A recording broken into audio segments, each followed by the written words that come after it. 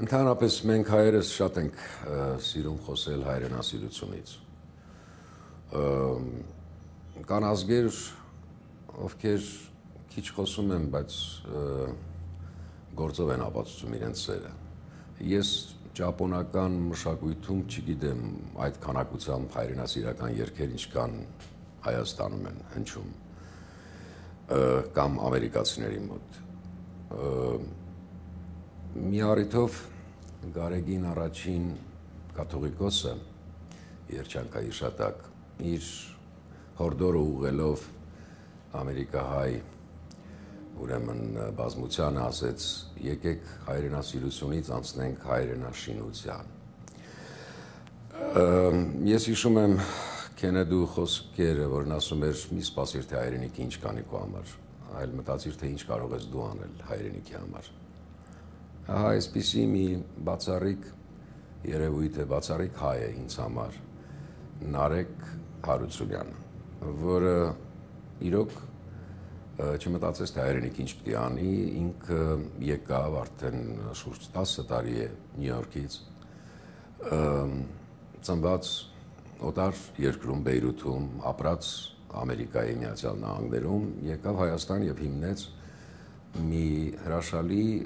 հաստատություն, մշակութային կենտրոն, Նարեկացի մշակութային ինստիտուտը կամ կենտրոնը, հետագայում մի քանի տարի անց հիմնեց նման հաստատություն Ղարաբաղում, Շուշիում։ Ընդհանրապես մենք այսօր կամաց-կամաց կորցնում ենք հայի ճշգրիտ, ճշմարիտ տեսակը, որն է հայը, որը գալիս է դարերի խորքից, որն է տեսակը։ Նարեկի մեջ ես մեր ընկերության տարիներին փորձում էի տեսնել հայի լավագույն կողմերը, լավագույն գույները, լավագույն տեսակը, որպեսզի միանգամից ասեմ, որ Նարեկը լիներ հիմա ազգային ժողովի պատգամավոր կամ պաշտոնյա, պետական ծառայող, նույն բնութագիրը կտայի ես։ Անկախ նրանից նա այսօր ինչ-որ դժվար կացության մեջ է, ես իրավագետ չեմ, իրավաբան չեմ ու շատ չեմ խորանում, թե ինչ պրոբլեմներ են ստեղծել նրա շուրջ կամ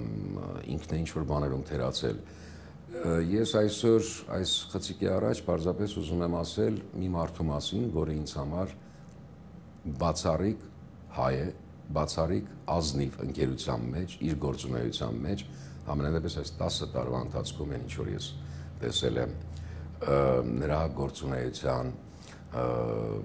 ամբողջ այս ուրեմն ընթացքը։ Մի դեպք եմ ուզում պատմել, որը ես բազմիցս պատմել եմ եւ շատերը զարմանում են, կարծում են, որ սա հեքիաթ է, որովհետեւ այսօր այս տեսակը մտավորականի, քաղաքացու, հայի ցավոք սրտի մենք կորցրել ենք, ես չեմ ասում իսպառ, բայց շատ սակավ են դարել։ Վաղեմության ժամկետի պատճառով գուցե մանրամասներ ես ճշգրիտ չասեմ, բայց ուրեմն այսպիսի մի բազմաթիվ դեպքերից մեկն եմ ուզում հիշել։ Նարեկը Երևանից հետ է վերադառնում Նյու Յորք, իր բնակավայրը։ Ինքնաթիռում հանդիպում է մի աղջնակի Հաշմանդամ։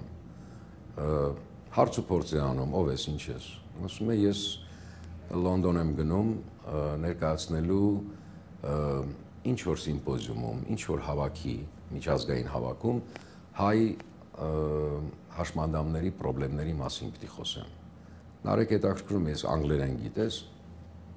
Աղջնակն ասում է ոչ, շատ զարմանում է, բա քեզ ուղարկում են, բա հետը թարգմանիչ կամ։